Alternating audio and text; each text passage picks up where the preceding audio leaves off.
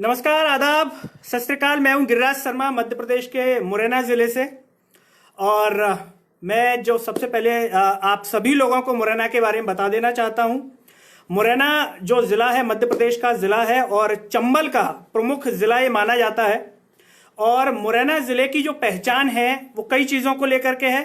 अगर बात की जाए सबसे पहले खाने से, तो मुरैना की गज़क जो है प्रसिद्ध है सभी जगह पर। और चंबल के बेहड़ के पास में जिला आता है, राजस्थान की सीमा लगती है, उत्तर प्रदेश की लगती है। और अगर हम बात करें कला के क्षेत्र से, तो यहाँ से कई लोग जो है मुंबई में काम कर रहे हैं, पूरे बुंदेलखंड क्षेत्र में काम कर रहे हैं। और मैं जो है वर्तमान समय में इंदौर में रहता हूँ और मध्य प्रदेश के मुरैना ज़िले से हूँ। और अपने बारे में बता देना चाहता हूँ कि मैं थिएटर करता हूँ, इसके साथ साथ मैं दूरदर्शन मध्य प्रदेश में एंकर बतौर एंकर काम करता हूं, कैजुअल एंकर वर्क करता हूं वहां पर। इसके अलावा मिमिक्री आर्टिस्ट हूं। कई थिएटर जो हैं उसमें मैंने काम किया है। कई थिएटर शोज में मैंने ताजमहल का टेंडर, मुंशी प्रेमचंद का गोदान, मुंशी दिल लखनवी का लैला मजनू जो प्ले मैंने ग्वालियर में किया था परिवर्तन समूह के साथ। और साथ ही साथ आरिफ सैडोली सर का मैं धन्यवाद करना चाहूँगा जिन्होंने मुझे मौका दिया आज लाइव के लिए। इस माध्यम से कहीं ना कहीं बुंदेलखंड के क्षेत्र के लोगों से जो कनेक्शन है वो होगा। और तो सबसे पहले हम इस क्षेत्र की अगर हम बात करें बुंदेलखंड की भाषा की, तो मैं बुंदेलखंडी में ही आपसे जो है चर्चा करता हूं। अगर भाषा समझ में ना आए तो बता दीजिएगा। जो अन्य क्षेत्र के लोग भी अगर जुड़े हों तो हिंदी में भी कम्युनिकेट किया जा सकता है। तो भैया बात ऐसी है कि मुरैना जिले की जो भाषा है, आदमी भले कछू कहे कि भैया खड़ी बोली है, लेकिन कैसी भी बोली होए, जो आदमी को आपस में जुड़ाव है भैया, वो जब बोली थे एकदम होता है।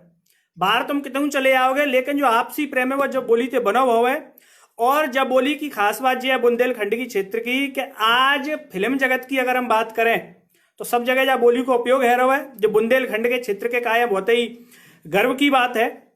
तो भैया हमारी जो शुरुआत थी मुरैना से ही हमने अपनी पढ़ाई करी है 10वीं 12वीं, और कॉलेज की जो शिक्षा है वो हमने इंदौर से करी है। और बाद शिक्षा करने के बाद यहीं इंदौर में ही हमने काम करो है। थिएटर हमने इंदौर में ही करो है। कछू नाटक हमने ग्वालियर के क्षेत्र में करे हैं परिवर्तन समूह के संगे। तो भैया हमने जो पहला नाटक करा हो तो वो करा हो तो ताजमहल को टेंडर इंदौर में। बाकी बाद भैया हमने नाटक करो ग्वालियर में जो मुंशी दिल लखनवी को लैला मजनू, बहुत ही बढ़िया नाटक हो। और भैया हमारे जो गुरुजी हते जफर संजरी सर, बिन्ने जी डायरेक्ट करवाओ, अयाज खान सर हते बिन्ने यहाँ में मजनू को किरदार करो। और हमने जो किरदार करो भैया यहाँ में वो करो तो मौलवी को। तो उर्दू भाषा जो है हमने सवनते पहले जय नाटक में सीखी। और जाते हमें समझ में आओ कि नाटक की भैया कोई भाषा ना होती। अगर कोई सोचे कि हमें पंजाबी ना आती, अंग्रेजी ना आती, तो भाषा ना होती। भैया नाटक की तो अपनी एक भाषा है जो दर्शक के संगे तुम्हें बांध लेते हैं। तो भैया जहां में जो एक संवाद है तो हमारे मौलवी के किरदार को, और वो जो है लैला के जो पिताजी हते बिनके संगे जो संवाद हतो, तो वो संवाद हम तुम्हारे संगे शेयर कर लेते हैं। तो भैया वो संवाद ऐसा हो, नहीं नहीं मौलवी साहब, मुझे यकीन नहीं हो रहा, ये आप क्या फरमा रहे हैं। खुदा की कसम सच कहता हूं, आपका फर्जंद, आपकी आंखों का तारा, आपके बुढ़ापे का सहारा, आपका नूर चश्म अमीर ज्यादा कैस लैला पर आशिक हो गया है। लैला कौन है? लैला मरहूम अमीर सरवर की दुख्तर, मरहूम अमीर सरवर की दुख्तर, जी बंदा परवर, चांद का टुकड़ा था पर कतरा खूह हो गया, सूख कर कांटा बना और कैस मजनू हो गया है। खुदा मैं लुट गया, बर्बाद हो गया है, मेरे आसाए पीरी कैस तू कहां है। देख कि तेरा ज़ईफ वालिद तेरी फिराक में बेकरार है, मेरे आका सब्र कीजिए, कैसे सब्र करूं मौलवी साहब, किस तरह इस दिल पर जब्र करूं। मेरे आका क्या मैं आपको एक राय दूं? हाँ हाँ मौलवी साहब, खुदा के लिए मुझे कोई तरकीब बताइए। तो चलिए लैला की वालिदा अमीर सरवरी से मुलाकात कीजिए, उनसे मिलकर लैला और कैस के निकाह की बात चलाइए। मगर मौलवी साहब खुदा ना खास्ता अगर ये रिश्ता नामंजूर कर दिया तो, मगर मेरी तो यही राय है कि आप वहां पर एक बार तशरीफ जरूर ले चलिए। चलिए मौलवी साहब, अगर आपकी भी यही राय है तो चलिए। या खुदा गुंचा उम्मीद फूल हो जाए, राय माकूल है लेकिन कबूल हो जाए। ये पूरा एक संवाद था लैला मजनू नाटक जो अरबी भाषा में लिखा गया था, उर्दू भाषा में इसको कन्वर्ट किया गया सरल भाषा में, और जफर संजरी सर ने हमको ये जो है ग्वालियर में करवाया था। तो दोस्तों मैं ये कहना चाहूंगा कि नाटक जो व्यक्ति की एक जो व्यक्तित्व कला को जो निखारता है, जब मैं मुरैना में पढ़ता था मुझे बिल्कुल नहीं पता था इस क्षेत्र में कि नाटक होता क्या है, थिएटर होता क्या है, कोई लोग नहीं जानते वहां पर। उस समय मैं इंदौर आया, पढ़ाई मैंने की, तब मैंने सबसे पहले अखबार में पढ़ा कि नाटक होता क्या है। चूंकि मुझे बचपन से शौक था तो मैंने यहाँ पर थिएटर किया, और थिएटर करने के बाद मुझे समझ में आया कि आप जीवन के किसी भी क्षेत्र में चले जाइए, आप किसी भी कंपनी के इंटरव्यू में चले जाइए, आप किसी भी क्षेत्र में चले जाइए, अगर आपने नाटक किया है, आपने थिएटर किया है, तो यह मान लीजिए कि वो आपके पूर्ण व्यक्तित्व का विकास करता है, जीवन के हर क्षेत्र का। आप किताबें पढ़ लीजिए, आप अंग्रेजी सीख लीजिए, उससे आपको कुछ नहीं आएगा। लेकिन अगर आपने रंगमंच किया है तो रंगमंच आपको अंदर से आपके पूरे भय, पूरे डर को निकाल फेंकता है और आपको एक पूर्ण इंसान बना देता है। यह रंगमंच की खास बात है। आप कहीं नौकरी मत करिए, कुछ भी मत करिए, लेकिन ये जीवन में इतना काम आता है कि यह आप इसको अनुभूति खुद कर सकते हैं। जिसने किया होगा वो इस बात को भली भांति समझ सकता है कि नाटक हमारे जीवन में, रंगमंच अंदर हमें कितना काम आता है। तो ये सबसे बड़ी चीज है। एजुकेशन में आज धीमे धीमे ये शुरुआत हो रही है, लेकिन अभी शुरुआत की और जो है आवश्यकता है कि नाटक, थिएटर को एजुकेशन में शामिल किया जाए। जिस तरीके से खेलों को शामिल किया गया है, उसी तरीके से थिएटर को भी एक एजुकेशन के साथ जोड़ने की आवश्यकता है। तो दोस्तों मुरैना में मैंने कभी थिएटर किया नहीं, क्योंकि मुझे पता नहीं था। इंदौर में आया, मैंने सबसे पहला नाटक किया, यहीं से मेरी पढ़ाई की शुरुआत हुई। कॉलेज में जो है मैंने B pharma, bachelor of pharmacy की मैंने डिग्री की, लेकिन मैंने कभी नौकरी फार्मेसी क्षेत्र में नहीं की। इसका रीजन था कि मजबूरी में मुझे डिग्री करनी पड़ी थी। परिवार में सभी बायोलॉजी के जुड़े हुए सभी लोग थे, तो मैंने भी कर ली, लेकिन पता नहीं था। डिग्री के बाद जो है मैंने सीधा एंकरिंग के क्षेत्र में काम किया। थिएटर भी साथ साथ मैं करता रहा। चूंकि थिएटर में एक सबसे बड़ी समस्या इनकम की आती है, तो इसके लिए जरूरी था किसी क्षेत्र को पकड़ना, तो मैंने एंकरिंग के क्षेत्र को पकड़ा और उस माध्यम से मैं दोनों चीजों को साथ साथ में करता चला गया। यहां पर एक महत्वपूर्ण चीज मैं ये कहना चाहूंगा कि थिएटर की जो चीजें मैंने सीखी थी वो मुझे एंकरिंग में आज काम आती हैं। वही चीजों की वजह से मैं सेलेक्ट हुआ, उन्हीं चीजों की वजह से मैं दूरदर्शन में कर पा रहा हूं, उन्हीं चीजों की वजह से मैं सारी चीजें कर पा रहा हूं। आज कुछ भी अगर नया दिमाग में आता है तो वो सिर्फ थिएटर की वजह से आता है। नई नई चीजें करने की जो बातें दिमाग में आती हैं वो थिएटर की वजह से आती है। तो ये एक सबसे बड़ी चीज थिएटर हमें सिखाता है। और अगर हम बात करें कि हम किसी भी क्षेत्र में कुछ करना चाहें तो थिएटर हमारे लिए बहुत ही महत्वपूर्ण होता है। दोस्तों दूरदर्शन में जो मैं कार्यक्रम करता हूं, इसके अलावा मैं अपनी बुंदेलखंड की क्षेत्र की भाषा में एक सेगमेंट करता हूं सोशल मीडिया पर, और वो है देसी समाचार। देसी समाचार पूरा अपने क्षेत्र की भाषा में होता है। जो भी खबरें होती हैं प्रतिदिन की जो आती हैं, उन खबरों को हम अपने क्षेत्र की भाषा में प्रस्तुत करते हैं। और एक नया प्रयास है लॉकडाउन के क्षेत्र में, क्योंकि लॉकडाउन जब से लगा मार्च में, सभी लोग घरों में कैद हो गए। रंगमंच भी जो है, जो प्रक्रिया थी वो रुक गई। कई लोग जो है वो रंगमंच नहीं कर पा रहे लॉकडाउन की वजह से, क्योंकि सोशल डिस्टेंसिंग का भी पालन करना है। तो दिमाग में ये कंसेप्ट आया कि क्यों ना जो है देसी समाचार एक शुरू किया जाए, जो अपने क्षेत्र की, पूरी बुंदेलखंड की क्षेत्र की भाषा में हो। तो उसको मैं सुनाता हूं किस तरीके से उस पर खबरों को लिया जाता है अपने क्षेत्र की भाषा में। राम राम भैया, देसी समाचार में आप सबन को स्वागत है। तो भैया बुंदेलखंड फिल्म उद्योग के पेज में आप सबन को स्वागत है। भैया बुंदेलखंड फिल्म उद्योग का जो फेसबुक पेज बहुत ही शानदार है, बहुत ही मस्त है। जहां पेज में सिगंते बड़ा फायदा भैया जी है कि बुंदेलखंड के क्षेत्र के कलाकार, बुंदेलखंड के क्षेत्र के लोग आपस में जुड़े रहते हैं। और जहां माध्यम से बिन के बारे में हमें पता चलता है और बिनुंगे हमारे बारे में पता चलता है, जो कि हमें जुड़ ना पाते। तो ये बहुत ही अच्छा प्रयास है आरिफ सैडोली सर के माध्यम से, बुंदेलखंड के क्षेत्र के माध्यम से भैया। और सुनो भैया, जाते सिर्फ एक दूसरे से लोगों में इंटरेक्शन होता है, भाषा के बारे में पता चलता है। तो जो बहुत ही बड़ी आकी जो है विशेषता अगर हम कहेंगे, तो जब फेसबुक पेज की जो बहुत ही बड़ी विशेषता है। और आज बुंदेलखंड क्षेत्र के जो लोग हैं वो पूरे देश में भैया नाम कर रहे हैं जी, हम जाते कहेंगे। इसके अलावा दोस्तों मैं मिमिक्री भी करता हूं, मिमिक्री आर्टिस्ट हूं। तो मैं आपको एक मिमिक्री सुनाना चाहूंगा। आज तक चैनल पर क्राइम शो आता है वारदात, उसमें एंकर हैं मेरे गुरु हैं शम्स ताहिर खान। उनकी आवाज में मैं आपको एक छोटा सा जो प्रोग्राम है उनका, उसकी एंकरिंग सुनाता हूं। नमस्कार, मैं हूं शम्स ताहिर खान और आप देख रहे हैं वारदात। आतंक के खात्मे पर ईरान का सबसे बड़ा ऐलान। इराक और सीरिया से खत्म हुआ आतंक। आतंक के खात्मे पर सबसे बड़ा बयान ईरान के सुप्रीम लीडर अयतुल्लाह अली खamenei के दफ्तर से जारी हुआ है और इसकी तस्दीक खुद ईरान के राष्ट्रपति हसन रूहानी ने टीवी के लाइव टेलीकास्ट पर की है। अब सबसे बड़ा सवाल कि अगर आतंक खत्म हो चुका है तो आतंक का खलीफा और आतंक का दूसरा नाम अबू अल बगदादी कहाँ है? वो मर गया या फिर जिंदा है? तो ये जो है उनकी आवाज थी जो वो क्राइम शो करते हैं, वारदात। और ये जो मैंने सीखी आवाज, ये सिर्फ और सिर्फ थिएटर सिखा सकता है, आपको कोई और नहीं सिखा सकता। कई सारी ऐसी चीज हैं, कई सारी जो आवाजें हैं वो सिर्फ और सिर्फ थिएटर की देन है। बात अगर हम करें, हम फिल्म उद्योग की इस पेज पर बात कर रहे हैं, तो सबसे बड़ी चीज हम यहाँ पर ये देखते हैं कि थिएटर के विकास के लिए बहुत सारी चीजें जरूरी हैं। और मैं सिर्फ इतना कहना चाहूंगा कि थिएटर सिर्फ वही कर सकता है जिसके अंदर कीड़ा हो, अंदर करने का कीड़ा हो। भले आपके पास जगह है नहीं है, आप कहाँ रहते हैं, आप कहाँ नहीं रहते हैं, इस बात से कोई फर्क नहीं पड़ता है। अगर आपको करने का शौक है तो आप अपने घर से जो है इसकी शुरुआत कर सकते हैं। मुझे थिएटर के बारे में कभी पता नहीं था, लेकिन मैं हमेशा शुरुआत से ही देख देख करके करता था, क्योंकि अंदर एक कीड़ा था कि करना है और अच्छा लगता था बस करने में। यही एक रीजन था कि इसकी वजह से मैं करता रहा और जीवन में जो है कुछ ना कुछ सीखता रहा। तो थिएटर में अगर आपकी एजुकेशन और मिल जाए तो आप एक परफेक्ट को कलाकार बन जाते हैं। आपके सीखने की जो कहना चाहिए मैच्योरिटी वो बढ़ जाती है और आप कुछ ना कुछ एक नया करने लगते हैं। थिएटर में यही एक सबसे बड़ी बात होती है कि आप कुछ ना कुछ नया करते हैं, आप में कुछ ना कुछ नयापन लाने की एक ललक पैदा करता है थिएटर।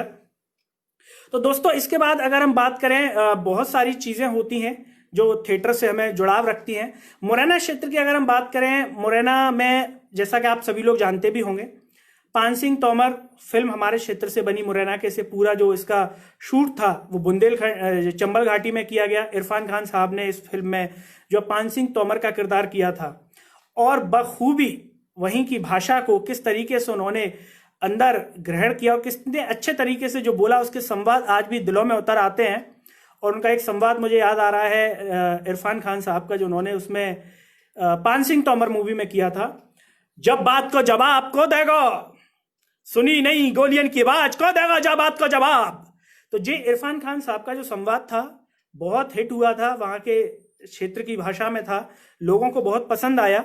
सोन चिरैया फिल्म की शूटिंग चंबल में पूरी हुई। तो चंबल का, मुरैना का ये जो क्षेत्र है आज फिल्म जगत में एक नए आयाम पर है। लोग वहां फिल्म के शूट कर रहे हैं। चंबल अभ्यारण्य की अगर हम बात करें तो मुरैना चंबल अभ्यारण्य के लिए भी जाना जाता है, क्योंकि जो मगरमच्छ हैं वो वहां पर रहते हैं।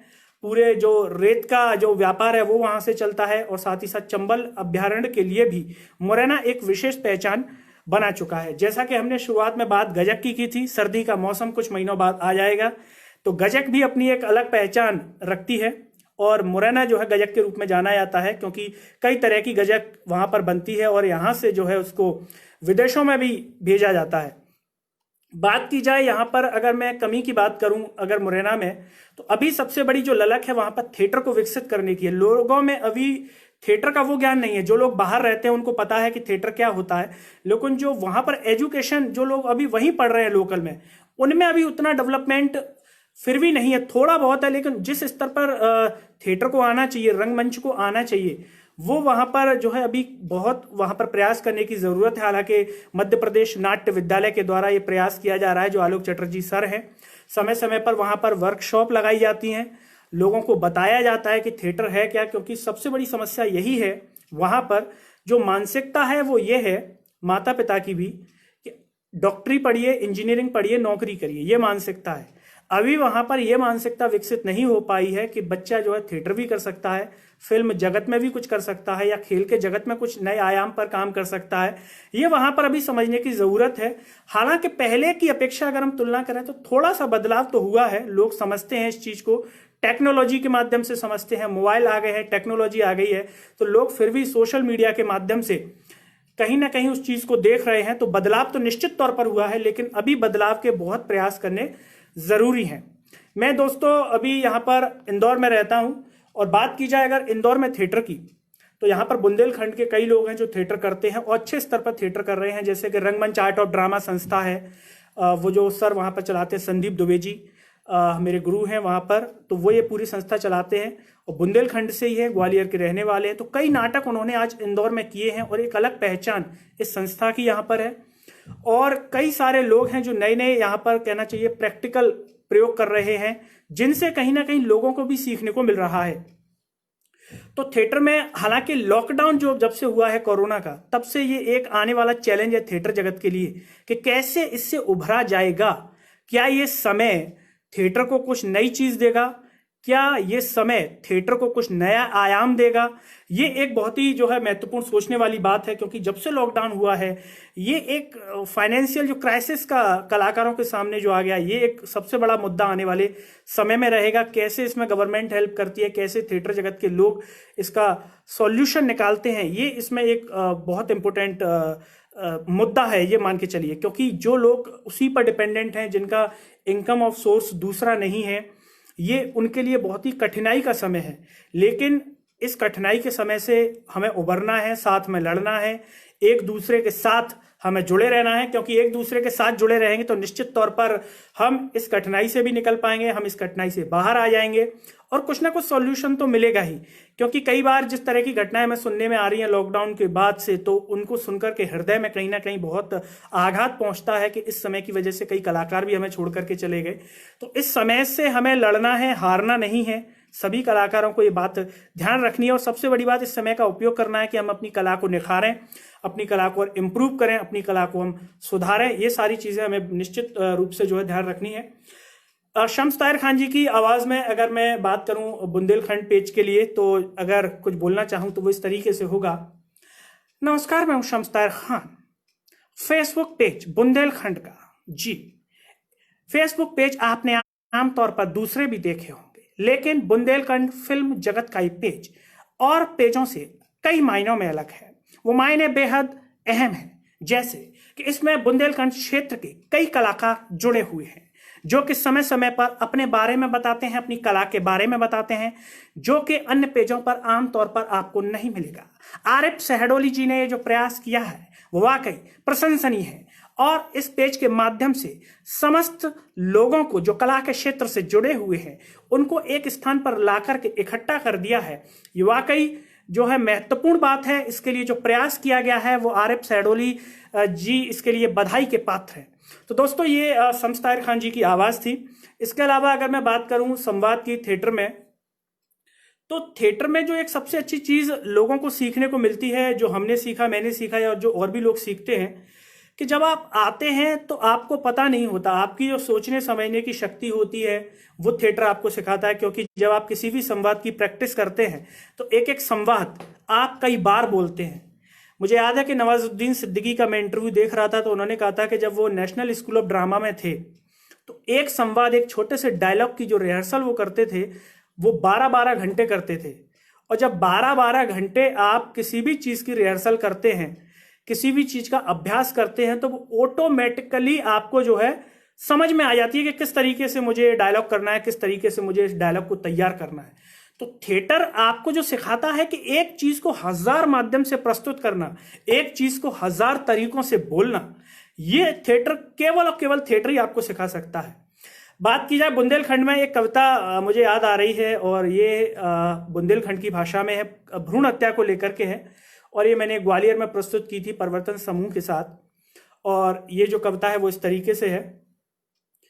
का बिगार मोरे द तेरो मोणी अन्ने, का बिगार मोरे द तेरो मोणी अन्ने, जब से घर में मोड़ी आई तेरी सूरत रोती पाई, तब से तोय ना रोटी भाई, गुस्सा झर्रो तब से तेरी बातिन बातिन में, का बिगार मोरे द तेरा मोणियन ने, तेने मोए कम पढ़ायो, दूध दही घी नहीं खवायो, अच्छो कपड़ा नहीं पिरहायो, बदनामी को ढोंग रचायो, होम काय को मारो तेने मोए कोखन में, का बिगार मोरियम तेरो बिटियन ने, का बिगार मोरियम तेरो बिटियन ने, जब मैंने हक दिखायो तोरो थपरा गल पे खायो, बदनामी को ढंग रचायो। ओ भैया काय को मारो तेने मोए कुअन में, का बिगाड़ मोरे भैया तेरो बहन ने। तेने में हो बिहर चायो, दान दहेज को करो दिखाओ, रो गाओ पूजो पाओ। ओ भौजी का बिगाड़ मोरी भौजी तेरो बे नंदिन ने, का बिगाड़ मोरी भौजी तेरो नंदिन ने। तो ये वहीं की भाषा में एक कविता थी, पवन कुमार बंसल जी की लिखी हुई ये कविता है और बहुत ही अच्छी कविता है, मार्मिक कविता है। जब आप इसको सुनते हैं तो आपके हृदय तक ये सीधी पहुंचती है। और कन्या भ्रूण हत्या को लेकर के जो वहां पर जो चंबल क्षेत्र में जो कन्या भ्रूण हत्या को लेकर के था, उस पर एक कविता थी, क्योंकि चंबल क्षेत्र में पहले ये आंकड़े बहुत होते थे भ्रूण हत्या को लेकर के। तो इस कविता के माध्यम से ये छोटी सी एक प्रस्तुति थी। तो दोस्तों कहने का अर्थ यही है कि कला क्षेत्र से जुड़ी हुई कोई भी चीज हो, वो चाहे संगीत हो सकता है, पेंटिंग हो सकती है, थिएटर हो सकता है, डांसिंग हो सकती है, कला क्षेत्र की कोई सी भी जो चीज होती है वो आपको परिपूर्ण बनाती है। अगर आपके अंदर कोई सी भी एक ऐसी चीज है तो आप अंदर से निखर आते हैं, आपका व्यक्तित्व अलग दिखता है, आप भीड़ में अलग दिखते हैं। इसीलिए प्रयास हमेशा व्यक्ति को करना चाहिए कि मेरे अंदर क्या चीज है, उसे जानने का प्रयास करना चाहिए। ये ढूंढने से आती है, इसको कोई बता नहीं सकता, इसको मैं नहीं बता सकता, इसको कोई और नहीं बता सकता। जब आप प्रयास करते हैं कि मुझे क्या अच्छा लगता है, और जब आपको जो काम अच्छा लगता होगा उसकी सबसे बड़ी बात यह होती है कि आप उससे कभी बोर नहीं होते। अगर आपको डांस अच्छा लगेगा तो आप सोते में भी डांस कर देंगे। अगर आपको थिएटर अच्छा लगता होगा तो आप थिएटर में रम जाएंगे। अगर आपको क्रिकेट अच्छा लगता होगा तो आप क्रिकेट में रम जाएंगे। तो भैया जी हमारी कहवे की बात है कि थिएटर में जो है, जो काम अच्छा लगे बाय करो, और जो काम दिल बोले बाय करो, कहू के कहवे पर मत करो। क्योंकि जा क्षेत्र में एक सबसे बड़ी समस्या भैया जीव है, क्या तुम थिएटर करोगे तो समाज वाले कहेंगे क्या भैया मोड़ा क्या कर रहा है, अरे वो तो नाटक कर रहा है, अरे वो तो रंगमंडली में है वो है। तो भैया जेऊ के लिए तुम्हें तैयार रहना पड़ेगा, क्योंकि जेऊ तुम्हें सुनवे को घर वाइनते, पड़ोसीन ते, समाज वाइनते, सवनते मिलेगो, सिर्फ तुमने डायलॉग देंगे, अरे भैया मोड़ा ने तो पढ़ाई छोड़ दी बुनाने, वो तो नाटक नौटंकी कर रहा है। तो नाटक नौटंकी जी डायलॉग भैया आम है जो तुम पे पड़ेंगे और जो सुनने पड़ेंगे। जाते तुम मजबूत है आओगे, ठीक है, जाते तुम इतने मजबूत है आओगे जब करोगे कि तुम बिल्कुल तुम्हारी पीठ एकदम मजबूत है आई, तुम पे कहूँ असर नहीं पड़ेगा। जा क्षेत्र के लिए ये बहुत बड़ी चीज है कि तुम पे कहूँ चीज को असर नहीं पड़े, क्योंकि अगर तुम पे असर पड़ेगा तो तुम जो है लंबे समय में कर नहीं पाओगे, और लंबे समय में भैया करना है तो मजबूत होना पड़ेगा। क्योंकि भैया हमारे सामने ऐसे कई उदाहरण हैं जहाँ क्षेत्र से जुड़े हुए नवाजुद्दीन सिद्दीकी बिन्ने थिएटर करो नेशनल स्कूल ऑफ ड्रामा में कई सालन तक बिन्ने फिल्म नहीं मिली। तो सोचो भैया ता आदमी फिल्म नहीं मिली हुई 1 सालन तक, बहु नाट्य विद्यालय ते पढ़वे के बाद ता में एडमिशन ही इतने कठिन होतो है। तो सोचो भैया आदमी की पीठ कितने मजबूत होगी, वो मानसिक रूप से कितने मजबूत होगा। लेकिन बा मजबूती को फल आज दुनिया के सामने है। आज नवाजुद्दीन सिद्दीकी एक उदाहरण है सब लोगन के सामने कि चाहे तुम्हारी शकल सूरत होए नहीं होए, लेकिन अगर तुम में करवे की क्षमता आते है, अगर तुम कर सकते तो भैया तुम में दम होनी चाहिए और वह रेगुलर करो। तुम्हें परिणाम भगवान आज नहीं कल देगो, लेकिन देखो जरूर। उदाहरण जीते जाते हमारे सामने है हर क्षेत्र के, नवाजुद्दीन सिद्दीकी ले लो, इरफान खान ले लो, क्या आदमी है। तो ये चीज भैया समझनी पड़ेगी। तो जा चीजें हमें समझना पड़ेगा। लाइट चली गई है, हाँ भैया लाइट चली गई, बाकी ले क्षमा, अब वापस कनेक्शन आएगा है। हाँ तो हम ये कह रहे हैं कि भैया ये चीज समझनी पड़ेगी कि जा क्षेत्र में काम करवे के काय है, पीठ मजबूत होनी चाहिए, आदमी मजबूत होना चाहिए, इतने मजबूत होए कि तुम पे कछु असर नहीं पड़े। लेकिन जिस क्षेत्र तुम्हें जीवन में एक सक्सेस बनाए देगो, बाकी कछु तुम पूछो मत। तो जा चीजें महत्वपूर्ण रूप से समझो। और सुनो भैया, देसी समाचार की हम बात कर रहे हैं कि बुंदेलखंड की भाषा में हमने एक देसी समाचार को निर्माण करवाया। तो एक छोटी सी प्रस्तुति हम फिर ले लेते हैं। नमस्कार, देसी समाचार में आप सबन को स्वागत है। हमारे संग हैं आरिफ सैडोली साहब, जो कि बुंदेलखंड के क्षेत्र से हैं, झांसी के क्षेत्र से हैं। आप सबन ने हम जो है आरिफ सैडोली साहब के बारे में बता रहे हैं कि भैया बहुत ही मस्त आदमी है। अपनी प्रस्तुति ते हर आदमी को दिल जीत लेते हैं, चाहे वो कौन से क्षेत्र को बना रहे, चाहे वो बुंदेलखंड को हो, चाहे वो कहूं को हो।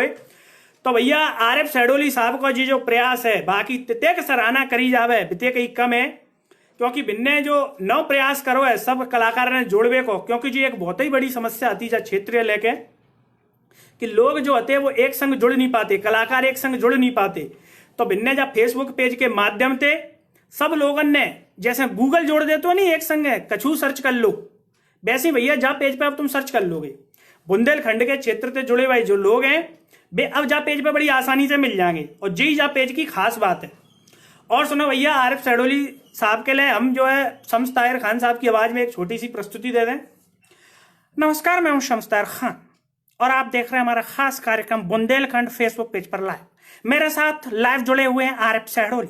आरिफ सैडोली जी के इस पेज की जितनी सराहना की जाए उतनी कम है, क्योंकि उन्होंने अपनी जिंदगी में जो काम किए हैं वो वाकई काबिले तारीफ है। आज हिंदुस्तान में आरिफ सैडोली साहब एक नया परचम लहरा चुके हैं और उस परचम के पीछे उनकी अटूट मेहनत है। जी, जिस मेहनत को करते से हर कोई थर्रा जाएगा, हर कोई तड़प उठेगा, लेकिन उस दर्द को उन्होंने पिया, उस दर्द को उन्होंने जिया और आज बुंदेलखंड क्षेत्र के साथ साथ पूरे हिंदुस्तान में एक नया आयाम लहरा दिया। इसके लिए बुंदेलखंड के आरिफ सैडोली जी बधाई के पात्र।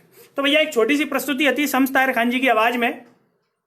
और भैया जाके अलावा हम जो है मोए जो सिखावा वो थिएटर नहीं सिखावा, आज जो कर रहा हूँ ते थिएटर की वजह से कर रहा हूँ। आरिफ सैडोली साहब से हमने बहुत कछु चीजें सीखी हैं, दूर रहकर सीखी हैं। बिनते हुए अगर एक बार चर्चा आया तो बहुत कछु सिखा देते अपने आप में। जाके अलावा भैया हम बात करेंगे पुण्य प्रसून वाजपेयी, ये पत्रकार हैं, आज तक में हते एबीपी न्यूज में आएंगे, बाकी बाद अब यूट्यूब चैनल पे हैं। तो बिनकी आवाज में अगर हम कछु सुनाएंगे तो वजह तरीका ते रहेगा। दोस्तों नमस्कार। दोस्तों आज हम बात कर रहे हैं फेसबुक के बुंदेलखंड पेज की, फिल्म उद्योग की। जी, आरिफ सैडोली साहब एक ऐसा नाम जिसने थिएटर की जगत में एक ऐसा आयाम लहरा दिया जो आज थिएटर के युवाओं के लिए वास्तव में एक सपना है जिसे पूरा करने के लिए अटूट मेहनत करनी पड़ती है। लेकिन आरिफ सैडोली एक ऐसी शख्सियत है जो मेहनत से घबराते नहीं है, मेहनत से डरते नहीं है। जितनी मेहनत करवानी है करवा लो, 24 घंटे का दिन भी उनके सामने कम पड़ जाता है। तो चलिए रूबरू होते हैं आरिफ सैडोली जी के साथ। ये छोटी सी प्रस्तुति थी। इसके अलावा दूरदर्शन में कई कार्यक्रम में करता हूं और दूरदर्शन मध्य प्रदेश पर जो है इंटरव्यू का जो एक कार्यक्रम है वो मेरा आता है, जिस पर कला जगत से जुड़े हुए क्षेत्र के जो लोग होते हैं उनके साथ मैं साक्षात्कार करता हूं और देसी समाचार सोशल मीडिया पर चलाता हूं। इसका उद्देश्य सिर्फ इतना सा है, कुछ नया करने का प्रयास बुंदेलखंड के क्षेत्र में, क्योंकि समाचार आपने सुने होंगे तो हिंदी में तो क्या है सभी टीवी चैनल्स पर मिल जाते हैं, आज तक में मिल जाएगा, एनडीटीवी पे मिल जाएगा, एबीपी न्यूज पे मिल जाएगा। लेकिन देसी समाचार जो अपने क्षेत्र की भाषा में होगा केवल, वो आपको हर जगह नहीं मिलेगा। तो सोशल मीडिया पे देसी समाचार का इस सेगमेंट में करता हूं और ये सिर्फ और सिर्फ थिएटर की वजह से ही मैं कर पाता हूं। तो भैया जैसे एक खबर हम कोरोना की उठा लें, देसी समाचार में अगर हम उसको प्रस्तुत करेंगे तो कैसे करेंगे। नमस्कार भैया, देसी समाचार में आप सबन को स्वागत है। आपके संग मैं हूं गिरिराज शर्मा। तो भैया कोरोना ने जा आदमी की नाक में दम कद्दो है, कौन से क्षेत्र को आदमी होए, कोरोना ने ससुरे ने सिगन की नाक में दम कद्दो। चाहे वो रंगमंच के क्षेत्र को आदमी होए, चाहे वो फार्मा के क्षेत्र को आदमी होए, चाहे वो डॉक्टरी के फील्ड का क्षेत्र को आदमी होए, भैया सिगन ने नाक में दम कर दो। और भैया जाको कोई इलाज ना, तुम सोचो कि हमने गोली गुटक ली और जाको इलाज मिलेगा, कछु नहीं मिलेगा। जाको इलाज तो भैया बस यही है कि मास्क लगाओ और सोशल डिस्टेंसिंग को पालन करो, क्योंकि सोशल डिस्टेंसिंग को पालन करोगे तो तुम्हें ना तो कोरोना दूसरे से फैलेगा और तुमने होगा तो दूसरे नहीं फैलेगा। तो भैया जी जाको इलाज है केवल आज के समय में। लेकिन जू से गनते बड़ी बात है कि जब कोरोना ने सिख आदमी ने ऐसा बर्बाद सो कर दो है हर क्षेत्र में। आदमी नौकरी को परेशान, आदमी काम धंधे को परेशान, घर में कैद है। 70 साल में पहली बार भैया स्वतंत्रता दिवस घर में कैद है के मनाओ 70 साल में कहूँ सीधा पहली बार बस घर में मना रहे हैं। तो जी भैया या कोरोना की लॉकडाउन की देन है, लेकिन हम जीतेंगे या कोरोना ते, लड़ेंगे हम जा कोरोना ते और ससुरे लात मारेंगे सीधा वापस चाइना भेज देंगे। देसी समाचार में हम कह रहे हैं कि जी ससुरो ज्यादा नहीं टेकेगा, अब एक आध महीना के बाद दिसंबर न और रुक जाओ।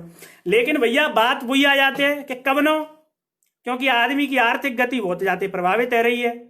ठीक है, काम धंधे आदमी बेहतना, जो थिएटर करते बिन पे काम धंधे ना, क्योंकि अब कौन से ऑडिटोरियम में नाटक करेंगे, रिहर्सल कैसे करेंगे, कैसे ऑडियंस से बुलावेंगे नाटक देखवे के काये, क्योंकि वैसी नाटक देखवे आदमी कम आतो, अब ये है तो अब आदमी और कम आवेगो, तो जी एक नया चैलेंज आएगा भैया जाए काये, तो जाते कैसे लड़ो जाए, जाते कैसे जीतो जाए। हालांकि ये चैलेंज अपने सामने ना, ये फिल्म जगत के सामने है। मुंबई में आज हम हालात देख रहे हैं, शूटिंग रद्द दे गई, आदमी कई गलत कदम उठा रहे हुए डिप्रेशन के मारे।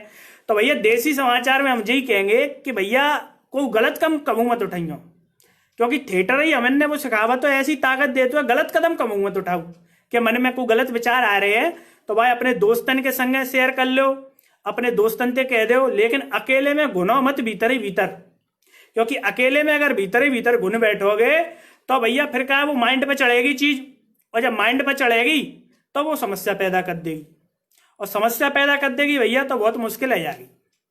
तो जी बात ध्यान रखो भैया, देसी समाचार में हम जी कहेंगे कि जब बात को ध्यान रखना को गलत कदम ना उठाना, बस इतनी व्यवस्था कर लो कि तुम्हारी रोटी खावे पीवे की व्यवस्था है जावे और तुम्हारा काम धंधा चलते रहे, जब बात है भैया ध्यान रखना है।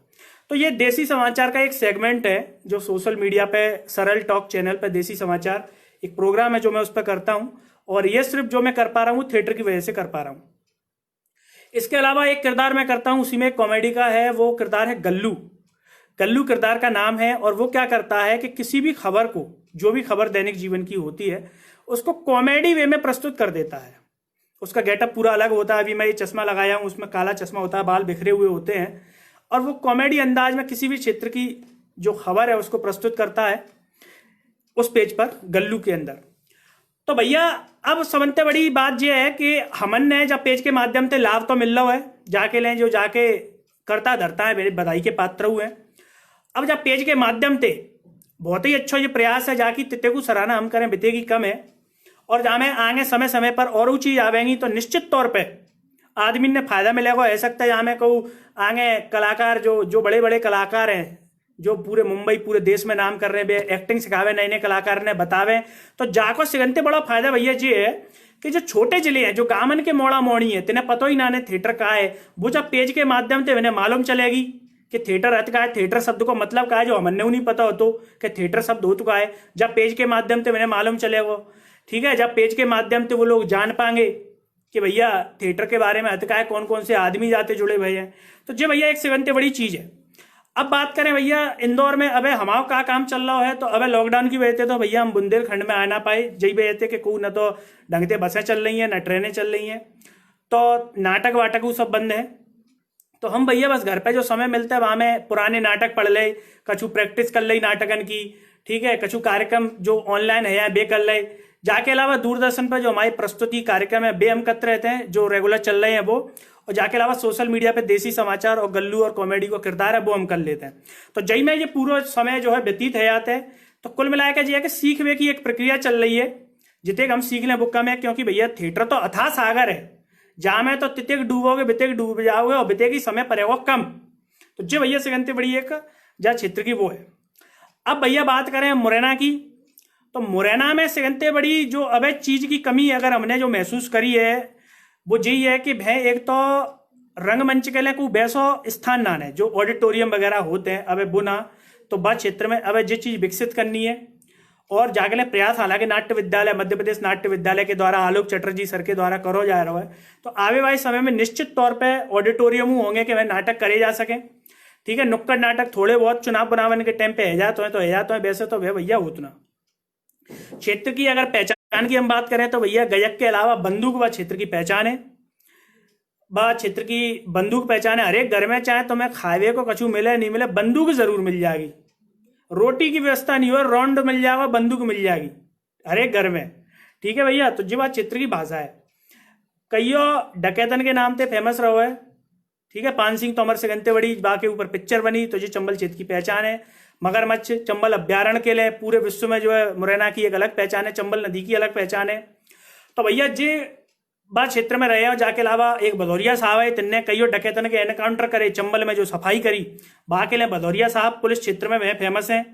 और सबंते बड़ी बात क्षेत्र की अगर हम समस्या की अगर बात करें जहाँ टाइम पे, तो चंबल में जो रेत को अवैध व्यापार है, जो एक सगंते बड़ी और जो हम ताते बता रहे हैं कि हम थोड़ा सा पत्रकारिता के क्षेत्र से जुड़े हुए हैं, तो जो महत्वपूर्ण चीज़ है वह क्षेत्र के बारे में है, वो हम बताना चाह रहे हैं कि रेत की जो अवैध खनन की समस्या वो एक सगंते बड़ी समस्या है। ताते सरकार लड़ रही है, प्रयास कर रही है, हालांकि प्रयास कितने सफल होते हैं जी तो भैया तुमसे जानते हो, बताने की जरूरत ना है, प्रयास है वो तो चलते रहो।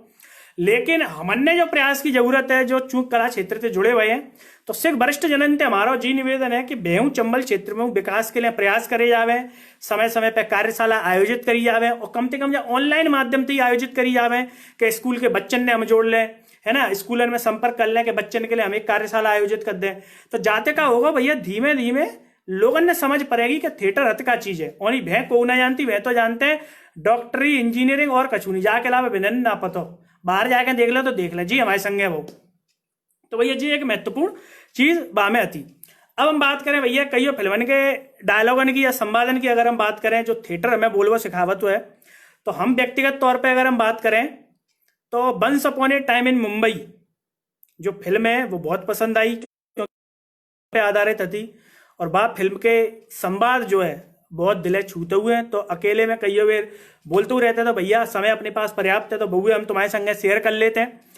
अजय देवगन जहाँ फिल्म में आते once upon a time in Mumbai में, और जाके अलावा जो है और वो कलाकार जहाँ फिल्म में, लेकिन मुख्य तौर पर जो मुख्य भूमिका निभाई थी वो अजय देवगन ने निभाई। तो भैया वहाँ को एक डायलॉग है, हम दोनों की तस्वीर खींचकर अपनी दुकान में लगा देना शोहिब, और जरूरत पड़े तो एक भगवान चुन लेना। जी भैया वह फिल्म को डायलॉग हो। तो और जब फिल्म को एक और डायलॉग हो, पुलिस ऑफिसर को किरदार करो, एक फिल्म एक्टर वहाँ को नाम मुझे ध्यान ना आ रहा हो, तो बुर संवाद हो जब अजय देवगन ने वह फिल्म एक्टर में जो पुलिस को किरदार करो, इनकी नौकरी पे खतरा आएगा तब। अब क्या करेंगे सर आप, ट्रांसफर या रिजाइन? कौन है तू? Aslam Khan, crime branch, CBI. Police तो तू, तनख्वाह तो तू पुलिस की लेता है, रिश्वत किस किस की लेता है? क्या बात कर रहे हैं सर, इसका इल्जाम मुझ पर कोई नहीं लगा सकता। रात बीबी के साथ गुजारता है कि बाजारू के साथ? बीबी के साथ सर। माँ बाप के साथ ज्यादती करता है, बदतमीजी करता है? क्या बात कर रहे हैं सर, रुखसत में थोड़ी जाना है मुझको। जब तू कोई गलत काम नहीं करता असलम खान क्राइम ब्रांच, तो इस गुंडे की हरकत पर ताली क्यों बजा रहा है? अगर आज के बाद सुल्तान मिर्जा का नाम सुनकर तुम्हारा खून नहीं खोला तो ठंडा कर दूंगा सबको, न ट्रांसफर न रिजाइन, सीधा पिछवाड़े पर लात मार के बाहर कर दूंगा। ये एक डायलॉग था once upon a time in film का। पूरी जो पिक्चर थी संवाद पर आधारित थी, हर डायलॉग पर डायलॉग की दुआओं में याद रखना। तो ऐसी कुछ जो फिल्में होती हैं ये थिएटर की देन है, जो सीधे लोगों के दिलों पर राज करती हैं, लोगों के दिलों पर उतर जाती हैं। ऐसे ही पान सिंह तोमर का एक डायलॉग जो बुंदेलखंड की आवाज में है, उसका अगर हम बात करें, तुम्हारा मोड़ा मुजरा कर रहा हो तो भाई ते धल्लो सारे है, तू साले मुजरा करत और हम तो छुड़ावे के काया जो पैसा लेके आत। हम बताएं पान सिंह चच्चा तुम्हारी करतूत, पान सिंह चच्चा जो बगल वाली चच्ची के संग भैं वो कर रहे थे। बा बेटा है, बेटा वादा गुगरू और बाप जलगावे जाम। अब बेटा ऐसा करो 70 तो है तुम्हारे और तुम्हारे है 50, धज जाओ और चले जाओ जनते। तो ये एक संवाद था बाकी क्षेत्र की भाषा में पान सिंह तोमर का किरदार। और निश्चित तौर पर इस फिल्म ने मुरैना क्षेत्र को भी, पूरे चंबल क्षेत्र को भी एक नई पहचान दिलाई पान सिंह तोमर फिल्म के रूप में। इसके बाद जो है सोनचरैया फिल्म वहां पर हुई, उसको लेकर के। और चंबल की मुरैना क्षेत्र की अगर हम बात करें तो बेड़ई, एक खाने पीने की अगर हम क्षेत्र की बात करें, बेड़ई बहुत फेमस है वहां पर। बेड़ई भैया ऐसा है कि जब तुम मुरैना आओगे, या तो रेलवे स्टेशन पर उतरोगे या बस स्टैंड पे उतरोगे, तो भैया बगल से एक अलग ही खुशबू तुम्हें आ जाएगी सब्जी के संगे, एकदम मसालेदार सब्जी कि जैसे ही खाओगे वह बेड़ई के संग तुम्हारी जो है थकावट पूरी उतर जाएगी और एकदम तरावट आ जाएगी। बस से उतरोगे तो, और भैया रेलवे से उतरोगे तो। और सुन लो, जैसे ही 2 बेड़ई खा लोगे, अगर कहू के यहाँ मेहमान नवाजी करवे जा रहे हो तो भैया खा नहीं पाओगे वहाँ, क्योंकि नेक में ही पेट बच जाएगा तो वहाँ पूरा ऐसी मसालेदार वहाँ में सब्जी मिलते हैं। और चीनी हलवाई की भैया बेड़ई फेमस है। भैं उतरोगे चित्रकूट वाएगी और चीनी वाएगी, और भैया 5 रुपया की एक है। तो जाके सिगंते खास बात यह है, चाहे अमीर हो चाहे गरीब हो, भैया वहीं खड़े आके खाते हैं, जाको एक अलग ही आनंद है। दोना में ले लोगे और वहीं खड़े आके खाओगे। और रुपयों को ख्याल रखो है, महंगाई को जमाना, 5 रुपया में भैया से जने ले लोगे। तो जिम अंके टेस्ट की एक अलग ही बात है। और सुनो भैया, पानी की अगर हम बात करें तो बनते एक डकैत भाई रमेश सिंह सिकरवार, जिनकी एक डॉक्यूमेंट्री बनी थी बहुत बढ़िया। तो रमेश सिंह सिकरवार की डॉक्यूमेंट्री बनाई को मुंबई की टीम ने, वो हमने देखी एक। तो भैया रमेश सिंह सिकरवार बता रहे हैं कि जब पानी की जो तासीर है, कहते नहीं कि जब चंबल के पानी में कहा है या बुंदेलखंड के क्षेत्र के पानी में कहा है, तो भैया जाए जैसे ही तुम घूंट चढ़ा लोगे वैसे ही तुम खनक जाओगे भीतर। अलग है ये, चाहे को पी ले अलग ही वहां में तासीर है। वहां में आदमी एकदम जन्नाटो से आया तो नेकी बोलवे में। तभी तुमने देखी होगी कि दूसरे शहर में जब आदमी जावत है तो भाषा ही सुन के कह दे क्या भैया लड़का क्यों रहे हो, तो भैया लड़ ना रहे, तो वहां में प्यार मोहब्बत ही है। लेकिन वो आवाज ही ऐसी, टोन ऐसी कही और हमसे कहते अरे भाई साहब तुम लड़का क्यों रहे हो, तो लड़ ना रहे, बल्कि आवाज में ही वो जादू है। तो भैया एक हम तुम्हें शम्स ताहिर की आवाज में एक और सुना रहे हैं। आज तक में जो एंकर है शम्स ताहिर खान, जो लोगों ने नहीं पता हुए, वारदात कार्यक्रम आता है, बिनकी आवाज में है। जब उन्नाव में बलात्कार हुआ हो तो भैया वो बीजेपी के नेता ने एक बलात्कार करो तो बिन पे एक खबर बिनने बनाई, तो बिन की आवाज में हम तुम्हें सुना रहे हैं। नमस्कार, मैं हूं शम्स ताहिर खान और आप देख रहे हैं वारदात। कभी किसी ने कहा था कि कहो लव आजाद है, पर आज कहना पड़ रहा है कि चीको हम खामोश हैं। 8 साल की बच्ची के साथ हफ्ते भर तक 8 लोग बलात्कार करते हैं और जब उसका कत्ल करने जा रहे थे तब एक पुलिस अफसर आता है और कहता है रुक जाओ, मैं भी इसे नोच खसोट लूं फिर मार देना। 2 महीने हो गए इस वारदात को, लेकिन हम सब खामोश हैं। क्या कीजिएगा, हम और आप हमेशा से खामोशी तो रहे हैं।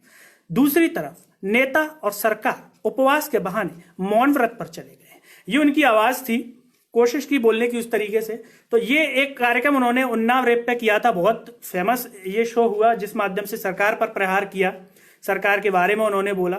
और इसके अलावा एक अबू अल बगदादी आतंकवादी थे, उनको लेकर के शो किया था जो काफी हिट हुआ था नेशनल मीडिया के अंदर। वो भी मैं एक छोटी सी प्रस्तुति। नमस्कार, मैं हूं शम्स ताहिर खान और आप देख रहे हैं वार्ता। आतंक के खात्मे पर ईरान का सबसे बड़ा ऐलान। इराक और सीरिया से खत्म हुआ आतंक। आतंक के खात्मे पर सबसे बड़ा बयान ईरान के supreme leader Ayatollah Ali Khamenei के दफ्तर से जारी हुआ है और इसकी तस्दीक खुद ईरान के राष्ट्रपति हसन रूहानी ने टीवी। अब सबसे बड़ा सवाल, क्या आतंक खत्म हो चुका है? तो आतंक का खलीफा और आतंक का दूसरा नाम अबू अल बगदादी कहाँ है? वो मर गया या फिर जिंदा है? ये छोटी सी प्रस्तुति थी जो नेशनल मीडिया में उस समय इराक से उन्होंने किया था लाइव। ये कार्यक्रम जो है आज तक पर आता है वारदात के रूप में। तो भैया जाके अलावा अगर हम बात करें, एक कविता है, जब हम नाट्य विद्यालय की परीक्षा हम दे रहे पहली बार तब हमने पढ़ी थी, वो हमें अब चर्चा करते में याद आ गई है। जो गलती हो वह माफ कर दियो, क्योंकि हमारी भाषा उर्दू पे देख पकड़ ना ने, पर कोशिश करेंगे पूरी शायद याद नहीं हुए। मुझसे पहली सी मोहब्बत मेरी महबूब ना मांग, जी भैया कविता है। मुझसे पहली सी मोहब्बत मेरी महबूब ना मांग, मैंने समझा था तेरा गम है तो गमे दहर का झगड़ा क्या है। तेरी सूरत से है आलम में बहारों को सबात, तू जो मिल जाए तो तकदीर निगू हो जाए। मैं यूं न था न चाहा था फकत यूं हो जाए, और भी दुख है जमाने में मोहब्बत के सिवा, राहतें वस्ल की है राहत के सिवा। ये कछु पंक्तियां मैं भैया याद आती तो वो हमने तुम्हें सुना दी। तो भैया जहाँ में जो गलती भई हुए बाकेले माफ कर दियो, क्योंकि उर्दू पे देख पकड़ हतना माई। अब जाके अलावा भैया हम अगर हम बात करें ताजमहल का उद्घाटन, मुंशी प्रेमचंद को गोदान और मुंशी दिल लखनवी को लैला मजनू जो कछु प्रमुख नाटक करे, और जाके अलावा कछु नुक्कड़ नाटकन में काम करवाए। और झांसी की अगर हम बात करें तो चुनाव के जो कार्यक्रम होते हैं बाद समय आवो होते हैं, लेकिन जब पेज के माध्यम से आज लाइव जुड़वे को जो आभार मिलो बाकी आरिफ सैडोली साहब है, धन्यवाद है। और निश्चित तौर पे बहुत ही बड़ा ये प्रयास है। हम अपनी तरफ से कोशिश करेंगे कि जो दूरदर्शन के माध्यम से या जो कार्यक्रम है और हम जाए बढ़ावा दें, और जितने कर सकते हैं सोशल मीडिया के माध्यम से राष्ट्र स्तर पे हम बुंदेलखंड के क्षेत्र के लोगों ने लेके आवे, नेशनल मीडिया के माध्यम से लेके आवे, जो हम प्रयास करेंगे। और सबन के प्रयास से निश्चित तौर पर जो एक जंग है जो थिएटर की, कि हम सबन तक घर तक पहुंचाएं, जगह जगह तक। क्योंकि अगर हर एक घर में थिएटर की जो पहचान होगी, हर एक आदमी आए समझे वो थिएटर है, तो भले वो कछु काम करे जीवन में, लेकिन वहां को भीतर को विकास, वहां के घर को विकास निश्चित तौर पर होगा। क्योंकि थिएटर जो है वो तुम्हारी हर एक चीज है, तुम्हारी सोच बढ़ा देते। आज अगर हम बात करें राजनीति की, तो राजनीति में भैया आप सब जानते होंगे, जब कबूते चर्चा कच्चे हैं तो कछुआ आदमी तुमने ऐसे मिल जावेंगे, तिनते कछू मत पूछो चर्चा करवेगी, बिनको बस वही गुना चुनो जवाब है, कछू नहीं। तो आपको कारण का है जी है कि मैंने जीवन में कछू करो ना, थिएटर कर लेते तो शायद इनकी सोच वोच विकसित आती, तो खुद को सोच लेते कि नेता वेता जो जिलावत है वे इनने से समझ में आ जाती। तो थिएटर की सगंते बड़ी बात यही है कि सरकार की जो खामी है, बाप है अगर को कटाक्ष कत्व है, तो वो जो है थिएटर के ही माध्यम से भैया कत्व है। थिएटर एक ऐसी कला है जो सरकार की खामी ने जनता के सामने लेके आवते है, और भैया बहुत ही प्यार से लेके आवते है, कहुए बुराऊ नहीं लगे और अपनी बात हुए कह दो। तो भैया जिस गंते बड़ी बात है जी, थिएटर सिखा सकत है। मिंटो जैसे कलाकार है गए, मिंटो जैसे वो है गए, तिन्ने कितने बड़े कटाक्ष करे। मिंटो की बात निकली है तो भैया एक चीज इनको डायलॉग याद आ गया, गलत है याद माफ कर दियो, बीच में याद आएगा तो सुना देते हैं। जो नवाजुद्दीन सिद्दीकी ने जो किरदार करो मिंटो को, कि मैं ऐसी समाज की चोली क्या उतारूं जो पहले से ही नंगी है, मैं रेशम को टाट क्यों कहूं, क्यों कहूं मैं रेशम को टाट, जो बात जैसी है उसे वैसी ही क्यों ना पेश किया जाए समाज के सामने, क्यों हम उसे लाग लपेट करके पेश करें। तो जो मिंटो की कछु बात ऐसी हैं जो आज के समय में हर एक व्यक्ति ये समझने की जरूरत है। आज के समय में सबसे बड़ी समस्या क्या है, आदमी बोलवे ते डरप रहो है। कछु कह दो कि भैया सरकार के खिलाफ बात चार गारी पड़ेगी, कछु अगर कोई ब्राह्मण ने कह दी तो वह हाल ही मुसलमान बना दो जाएगा, वह हाल ही कांग्रेसी बना दो जाएगा, जो कि गलत है। भाई सर आम नागरिक ने अगर वोट दो है चुनाव में, या उंगैया पे स्याही लगाई है, तो बाको भैया जू फर्ज है कि समय आवे पे वो गलत बात हुए कहे, क्योंकि थिएटर ही चुनाव के समय पर जागरूकता के कार्यक्रम चलावत है, और सरकार कछु कमी करे तो बूथ थिएटर चलावत है। तो जामे को बुरी बात ना, लेकिन आदमी वह हाल ही का बना देगा सरकार विरोधी, भाई हाल ही आदमी कछु और कर देगा। तो जी जो है केवल जी जो कला है वो थिएटर ही सिखा सकता है आदमी है। तो जी बात हमें भैया समझने की जरूरत है। और सबसे बड़ी बात, थिएटर का जो अनुभव अगर हम अपना शेयर करें, तो थिएटर में सबसे बड़ी बात यह है कि वो अच्छे ते देखवो, अच्छे ते सुनवो, अच्छे ते बोलवो, जी थिएटर ही बतावत है। आज हम अगर कोई दूसरा आदमी जो थिएटर नहीं कर रहा हो, कछु स्वाद नहीं पड़े, वो कछु खा लो माने, कछु कैसू कर लो बिना स्वाद के खा लो। लेकिन थिएटर ऐसी अद्भुत चीज है कि अगर तुम चाय पी रहे हो तो बिना चाय को एहसास हो तुम्हें सिखा देगा कि जिस चाय में गर्म कैसी है चाय। पिज्जा खा रहे हो तो पिज्जा को एहसास बता देगा कि पिज्जा भैया सामने ना पर खा पी जाए। तो जी ऐसी अद्भुत चीज को सिखाओ केवल थिएटर। थिएटर तुम्हें कई इंसान तुम्हारे भीतर बच जाएगा। और सुनो भैया, थिएटर को सिगंते बड़ा फायदा, सिगंते बड़ा फायदा।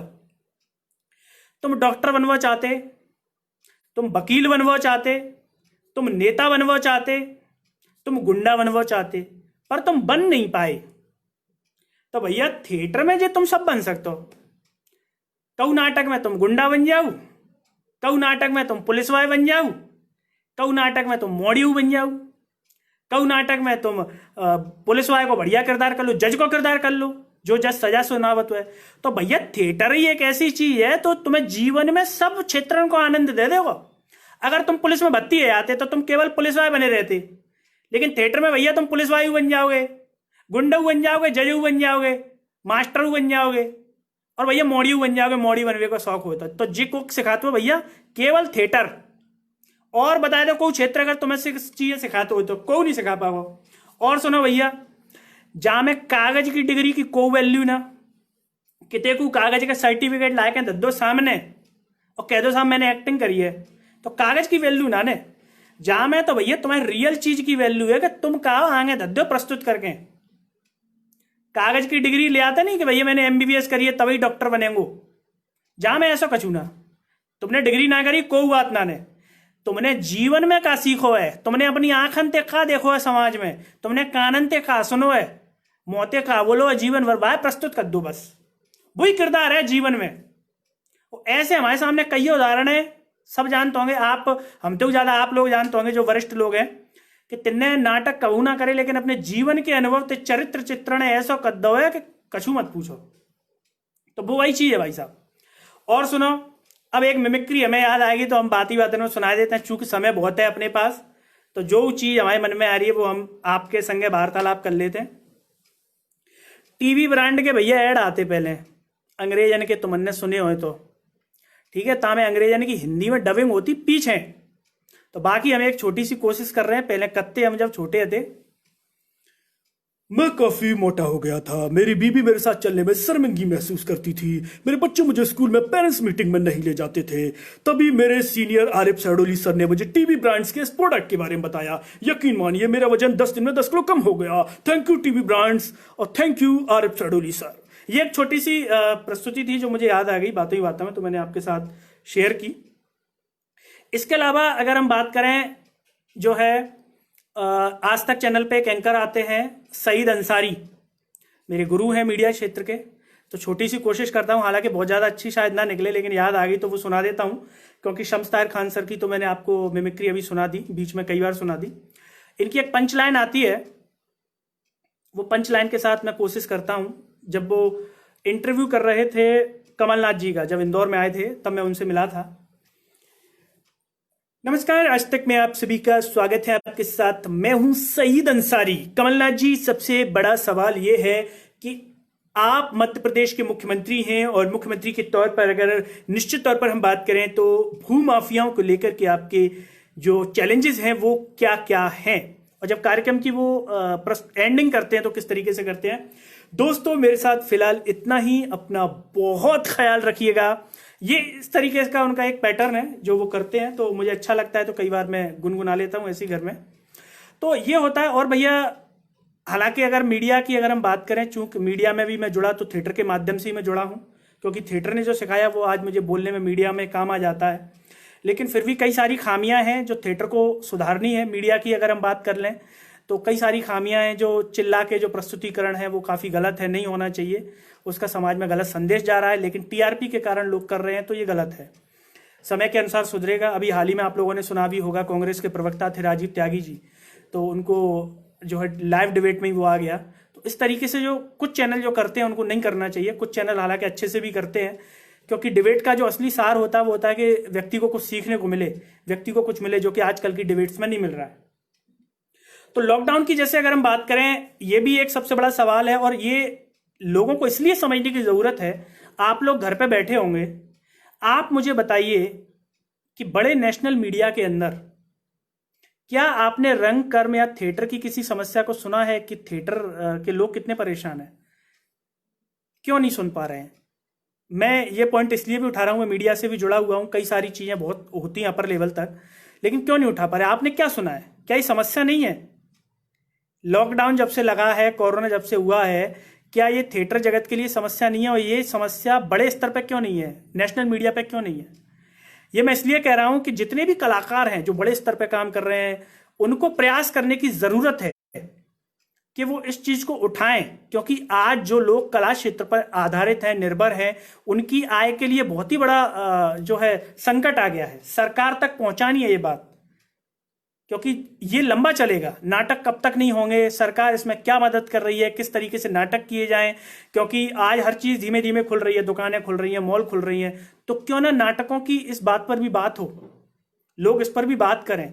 और मेरा बस यही कहना है अनुभव से कि आप लोग, जो भी लोग फेसबुक पर जुड़े होते हैं, सोशल मीडिया क्योंकि आज के माध्यम में एक बहुत बड़ी ताकत है, तो अपने अपने पेज के माध्यम से इन विषयों पर लिखें, बोलें। जो 1 मिनट बोल सकता है वो 1 मिनट बोले, जो 10 मिनट बोल सकता है वो 10 मिनट बोले, जो कटाक्ष कर सकता है वो कटाक्ष करे, क्योंकि न्याय के लिए, अपनी बात को रखने के लिए हमें खुद ही प्रयास करना पड़ता है। आज का दौर इस तरह का है कि अगर कोई समझे तो हमारी समस्या को कोई उठाने नहीं आएगा।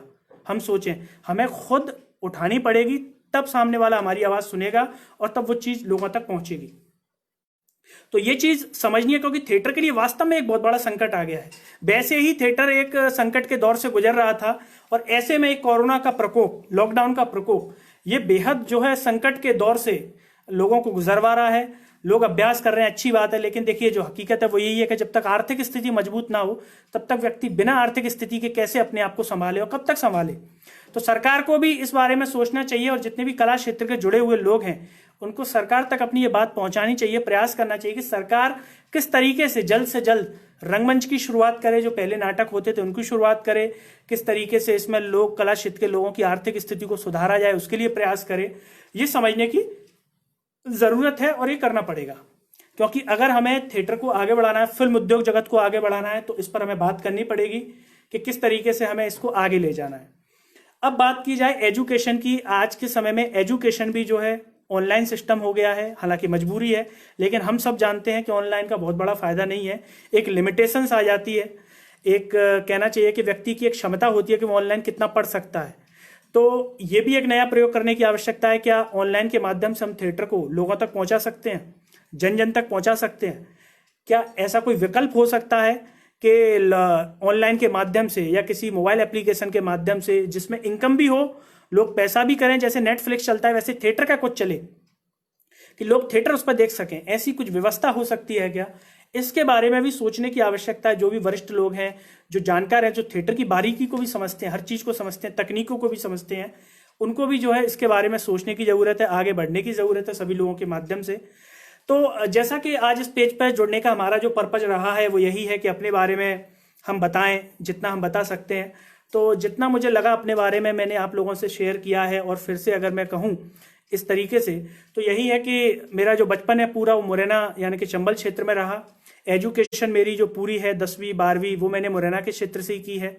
और इसके अलावा जो मेरी हायर एजुकेशन है वो मैंने इंदौर मालवा क्षेत्र से की है। इसके अलावा फिर मैंने पत्रकारिता में डिग्री की है, वो जीवाजी विश्वविद्यालय ग्वालियर से की है।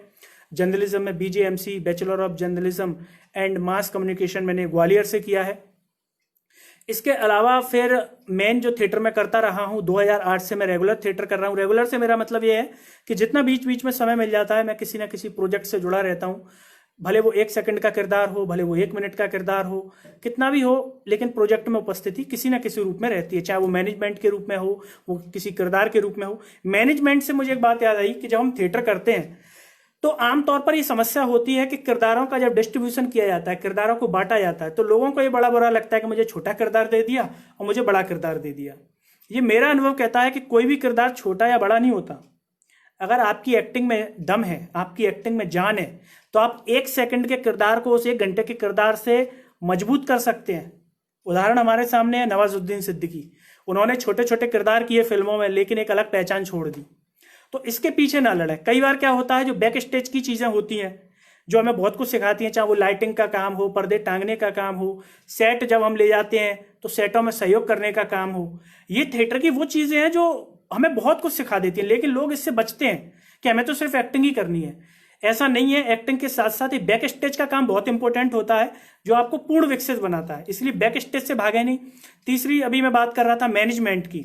मैनेजमेंट बहुत जरूरी होता है, क्योंकि हमने एक नाटक तैयार कर लिया, मेहनत लगी 2 महीने की प्ले तैयार करने में, लेकिन अगर हम बात करें उसकी मार्केटिंग की, उसकी मैनेजमेंट की, अगर हमारे पास स्पॉन्सर नहीं है, हम मार्केटिंग नहीं कर पाए उस प्ले की, तो हमारी वो मेहनत भी कहीं ना कहीं खराब सी चली जाती है।